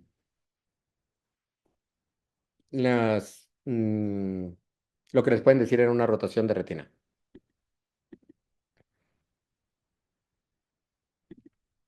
Muy bien. Ahorita sigue verde indocianina y autofluorescencia. Son las 9:20, como ustedes determinen. Ya sé que hablo rápido y hablo mucho, güey. Por eso les digo, les podemos seguir. Quedan 25 diapos. Pues por Dale, mí no hay chichi. problema. ¿Sí? La verdad es que en verde indocianina y autofluorescencia nos podemos ir un poquito más rápido porque para la clase de hoy me puse a preguntar a mis adscritos y a leer a los doctores y la mayoría nunca ha perdido un verde indocianina. La verdad es que yo nunca los he visto. Es caro y no está en todas partes. Entonces, es importante que lo sepan, pero utilidad todavía tiene un poquito menos que lo que estábamos platicando ahorita de la FAR. Ahí en el Oye, militar, pero sí, en la polipoidea teóricamente sí. Oye, pero en en membranas neovasculares, teóricamente sí, pero la nueva clasificación del Conan te los clasifica por OCT y OCTA. Pero sí hay bibliografías que dicen todavía que el verde indocianina es el estándar de oro para diagnosticar una neovascularización macular. Y también hay un consenso para el diagnóstico de la, mm, de la neovascularización macular proliferación neurolismática tipo 2 con OCT, dependiendo de los hallazgos. Entonces, por eso también es como, pues, en el militar podemos hacerlo, lo que no tenemos es la tinción, no tenemos la endocianina. Entonces, tenemos el equipo, realmente nunca lo hemos hecho porque no tenemos la tinta, la indocianina, perdón. Entonces, para irnos bien rápido, el tinte, la parte, lo que estamos platicando hace rato, la parte técnica, pico de absorción 780-790, pico de emisiones de 800-850. Entonces, de nuevo, 98% se une a proteínas, el peso molecular es 174, se metaboliza en el hígado, la dosis de 25 miligramos en 5 mililitros, se excreta por hepatobiliar. Pacientes que son alérgicos a la endocianina, se puede usar el verde de infracianina en solución glucosada. Esa parte es pregunta también para chingar del servicio de retina, donde puedan rotar. Entonces, como, ¿qué le haces si el paciente es alérgico a la endocianina? Güey, nunca le hemos pedido. Entonces, efectos adversos, principalmente y los más comunes, igual que en la FAR, no es náusea y vómito. Moderados, general, es el menor al 0.02% y los severos desde el menor del 0.05%. Entonces, las fases. Aquí vamos a cambiar un poquito porque es que esta sí va a ser un poquito más larga. Entonces, la fase temprana la vamos a tener en los primeros 60 segundos, vamos a tener el llenado coroideo. La verde indocianina la vamos a usar más o principalmente para perdón, circulación coroidea. Esta parte de la venosa temprana la vamos a tener del 1 a 3 minutos. Em, la fase venosa media la vamos a tener del 3 al 15, la fase venosa tardía del 15 al 30 minutos y luego vamos a tener la fase de inversión donde se invierte la fluorescencia. Metiéndonos a lo mismo, principalmente se van a llenar los vasos grandes de la capa de Haller, luego se van a llenar los vasos medianos de la capa de Sadler, luego se van a llenar, luego se va a llenar la coriocapilares conforme va avanzando el verde de indocianina. Entonces, lo mismo que estábamos platicando hace rato, ¿no? Va a tener va a tener fenómenos similares a lo que estábamos platicando en la FAR, así como lo estábamos platicando en cómo vamos haciendo el estudio. En estas imágenes, lo que estamos viendo es una correlación entre lo que es la FAR y lo que es el verde de indocianina, ¿vale? Entonces, al mismo tiempo, en tiempos similares, lo que vamos a ir viendo es cómo se van llenando los vasos grandes, pues luego vasos medianos, luego vasos pequeños. En el paciente que vamos a tener defectos del EPR que tenemos aquí, defectos de ventana, también vamos a tener defectos de ventana en el verde de indocianina. Y si lo vemos en esta parte de acá, vemos que es el mismo paciente por la anatomía de los vasos. Vemos que el vaso pasa por aquí, vemos que el vaso pasa por acá, entonces vemos que es el mismo paciente. Tenemos la misma circulación y el mismo trayecto vascular. ¿Qué es lo que está pasando? Que este es un AFAR y este es un verde. Entonces, al momento de que tenemos un verde, vemos que toda esta partecita de aquí cambia la fluorescencia o la em, cianescencia, fluorescencia de los vasos. En ese trayecto vascular vemos que aquí se ve menos fluorescente o hipofluorescente y acá se ve más fluorescente. ¿Por qué? Porque tenemos un defecto del EPR, ¿vale? Entonces, del mismo modo que va pasando en la FAR, va a pasar en el verde indocianina, del vaso grande al vaso pequeño, avanzando de fuera para adentro, conforme va avanzando la circulación. Entonces, para que se nos quede, básicamente pasamos de los vasos grandes, vasos medianos, vasos pequeños. Lo que platicábamos también en los defectos de llenado coroideos, van a haber partes en los que sabemos que ya debería de estar teñida, ya debería de estar hiperfluorescente, pero no sucedió porque tenemos espacios donde tenemos un infarto de la medial, por ejemplo, en el triángulo de Amalric.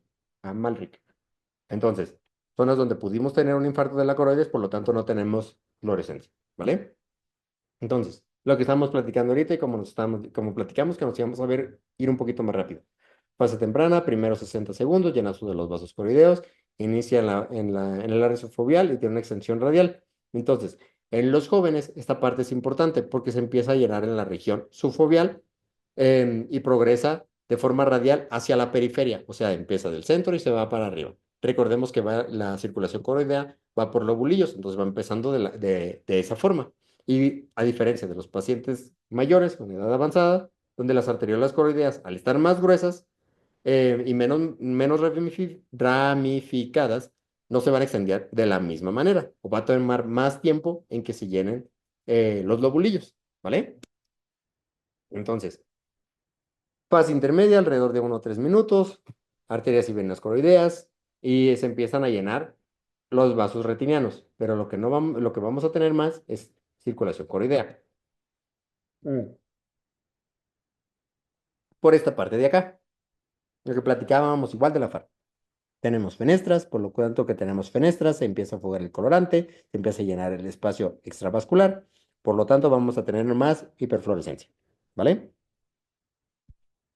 Y en la fase tardía, y ya lo platicamos, que ya era pues prácticamente los últimos 45 minutos del estudio, hiperfluorescencia de los vasos coroideos.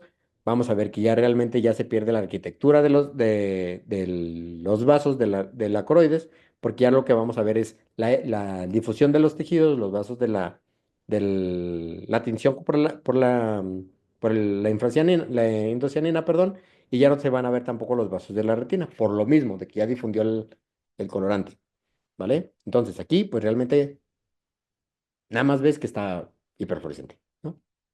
Entonces, para hacer un resumen rápido en 3 minutos, en esta parte vamos a tener hipocianescencias e hipercianescencias.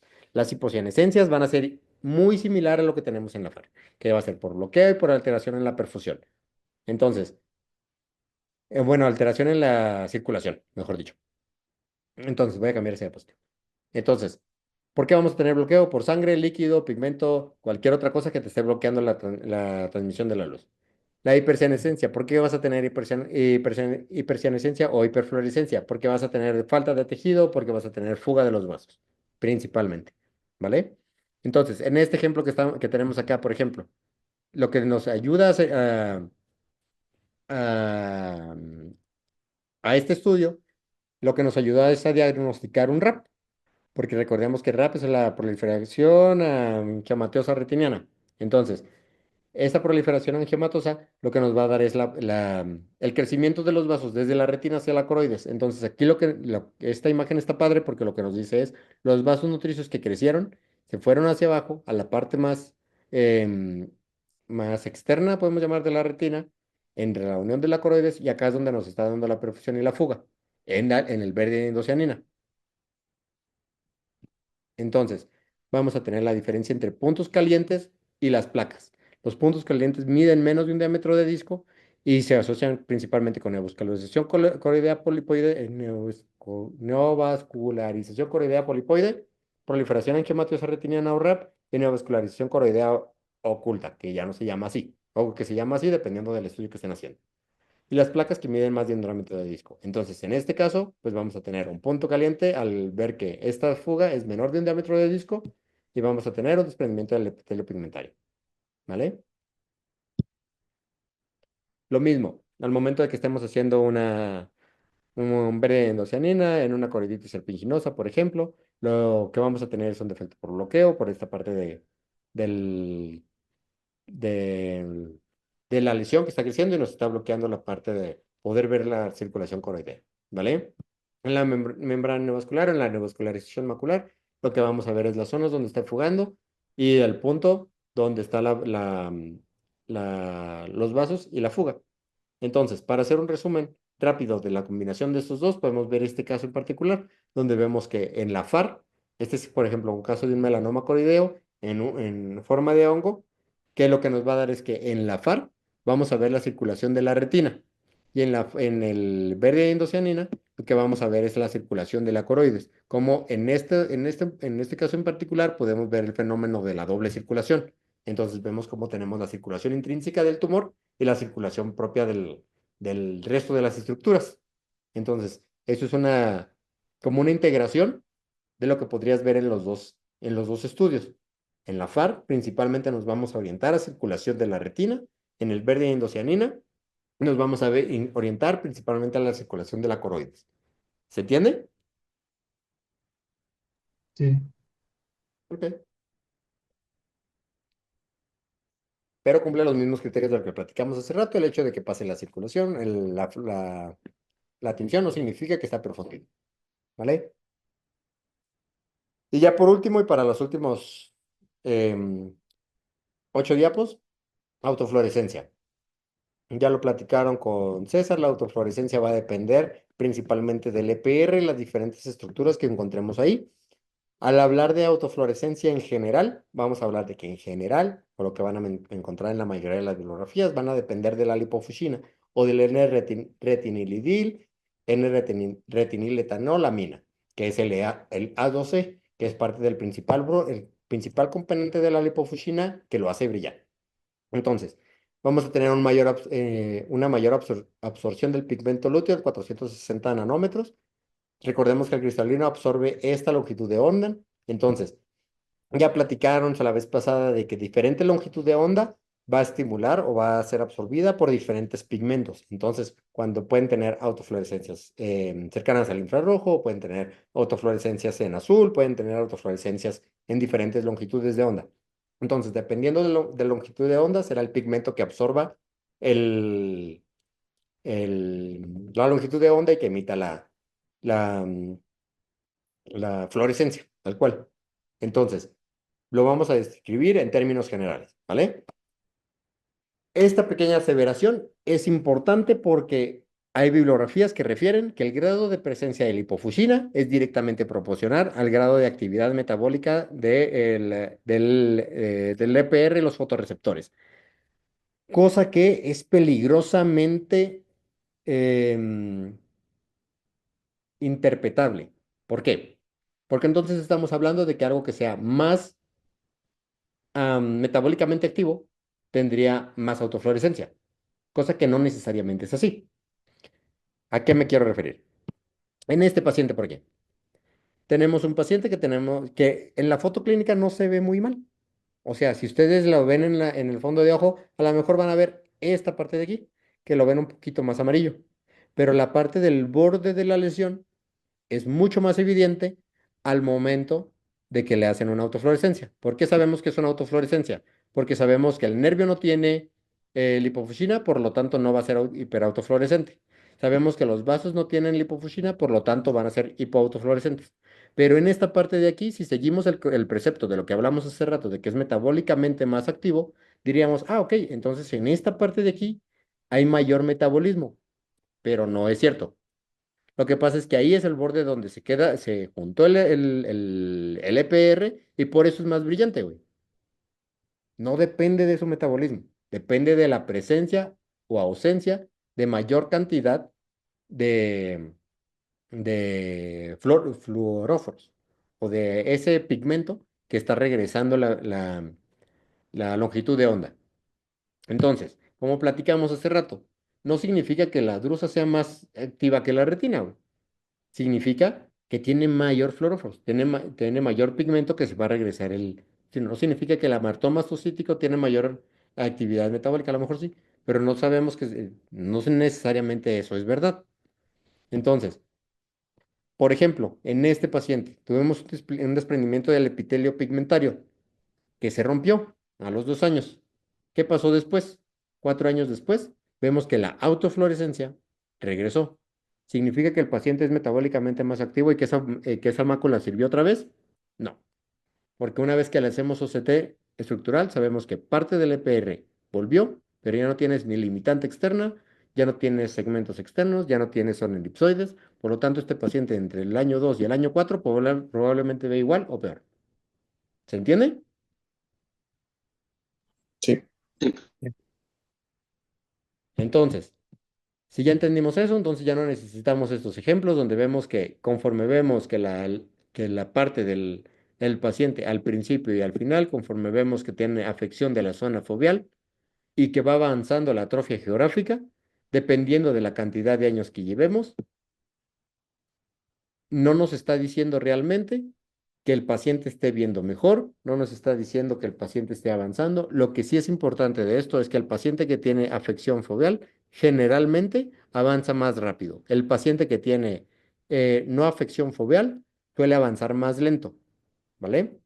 Entonces, pacientes que preservan la zona foveal generalmente avanzan más de la zona periférica que de la zona central. Pacientes que ya se afectó la fobia avanzan más rápido, ¿vale? Y es lo que nos va a dar también parte del pronóstico y una parte de la clasificación de la atrofia geográfica. Clasificación por autofluorescencia, que vamos a tener diferentes formas de clasificarlo. Principalmente estas dos son más agresivas.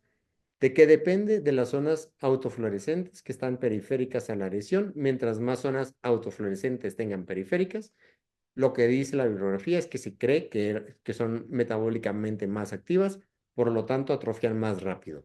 ¿Cuál es la que más pregunta de nuevo de rotación de retina? ¿Cuál es la forma de la autofluorescencia em, que más rápido avanza? Es esta, que es Twinkle, como en gotitas. Y las que menos avanzan son estas dos, las que no tienen zonas de autofluorescencia, las que tienen segmento focal.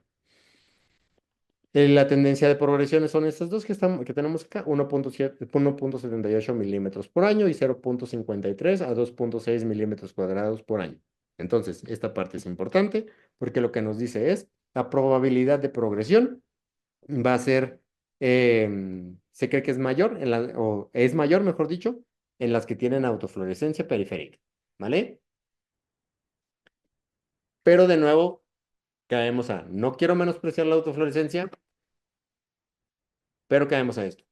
Una autofluorescencia normal no necesariamente nos está diciendo que el fotorreceptor está bien. Lo que nos está diciendo es que el EPR puede estar estructuralmente bien, pero no nos está diciendo que el fotorreceptor está o funciona. Y a nosotros, como ya platicamos en la clase de fisio, el fotorreceptor es la parte que nos interesa. El EPR no nos va a dar funcionalidad. El EPR no te va a ayudar a ver. Entonces, el EPR puede estar estructuralmente bien y no tener fotorreceptores. Entonces, ¿te sirve de mucho la autofluorescencia sola? No. ¿Por qué no? Porque el EPR nos importa muy poquito. Porque tiene una función, o bueno, tiene muchas funciones, nos ayuda a que se pega a la retina, tiene funciones metabólicas, nos ayuda a la transcripción, es parte del ciclo visual. Pero si no tienes fotorreceptores, el EPR no te sirvió de muchísimo. Es como complementario al fotorreceptor. Entonces, cuando empiecen a ver degeneración macular relacionada con la edad, se van a dar cuenta de que en Avancin Captat Pegol y en Pexetacoplan quisieron evaluar el resultado de la, de sus inhibidores del complemento con autofluorescencia y se dieron cuenta de que no era la mejor opción, porque lo que te va a decir en la atrofia geográfica es que no tiene CPR, pero la estructura del fotorreceptor puede estar completamente perdida. ¿Se entiende lo que quiero decir? Sí. Sí, sí. Muy bien. Entonces, dudas, preguntas, comentarios, quejas, sugerencias, traumas psicológicos, algo más en lo que les pueda ayudar.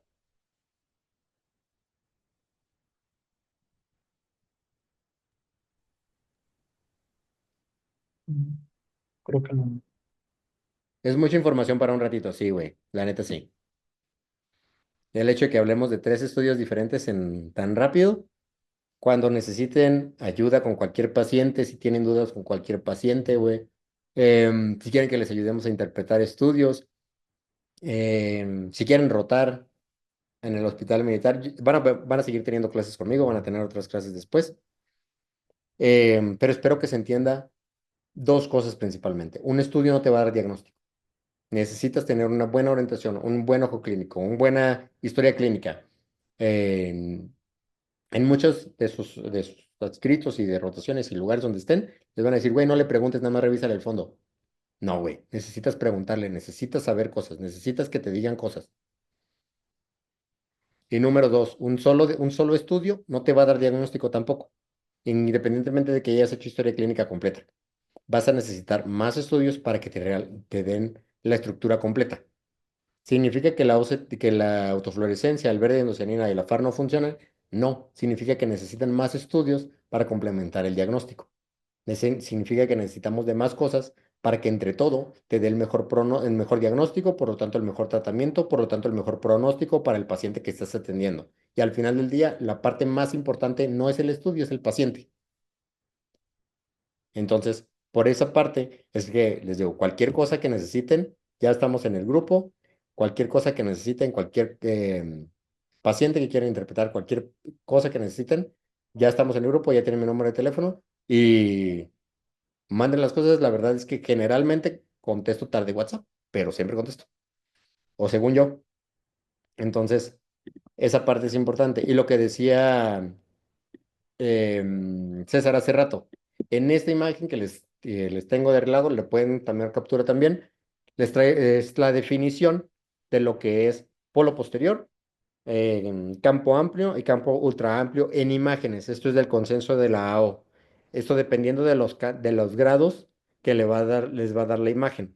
Entonces, una imagen de polo posterior, de campo amplio y de campo ultra amplio es diferente. Entonces, cada uno de los estudios que platicamos ahorita se pueden medir en estos 3 criterios, ¿vale? Dependiendo de lo que estemos viendo. Y por marcas anatómicas, solo la parte posterior, hasta el borde posterior de las venas vorticosas y el límite anterior de las venas vorticosas hasta más allá de la pars plana. Es lo que te alcanza a ver los 3 tipos de imágenes de la retina. No todos son fotos. Cuando vean, yo asumo que ya vieron imágenes, no todos son fotos. Hay algo, por definición, la imagen de la retina va a depender del equipo con el que se toma y cuál es la tecnología que se está usando. El Optos no toma fotos, el Optos toma imágenes porque depende del láser. Entonces, van a ver lo que es la imagen confocal, van a ver lo que es la imagen de luz directa, por eso los colores del Optos no son los colores reales, etcétera. Lo van a ver en la clase que tengan de imágenes de la retina, ¿vale? Y como última am, comercial, vamos a tener el Congreso de Actualización en Oftalmología Militar.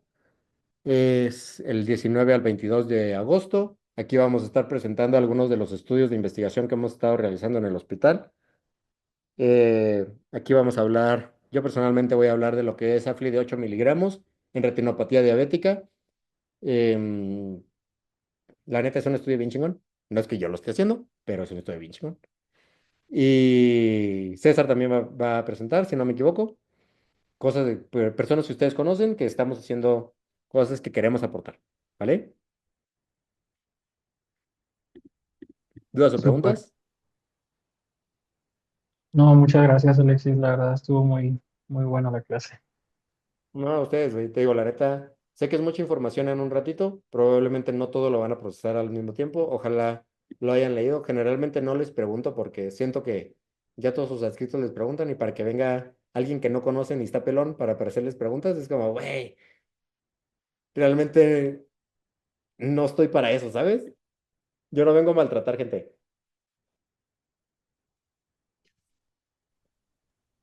Muchas gracias, Alexis. En serio. Gracias. No, ustedes, güey, cualquier cosa que necesiten, estamos en contacto. No te preocupes, Carolina. Igual, güey, en lo que pueda ayudar. Gracias, doctor, por todo. No, ustedes, un gusto de verlos. Cualquier cosa que necesiten, aquí estamos. Igual ya vi que se conectó el Cordero y Gracias. también Delfín, también hospital. Qué bueno que vinieron, güey. Ojalá les haya gustado. Doctor. Gracias, maestro. Dele. Gracias. Muchas gracias, maestro Shishi. Éxito, que descansen. Buenas noches. Besos a todos. Bye. Bye, bye, bye.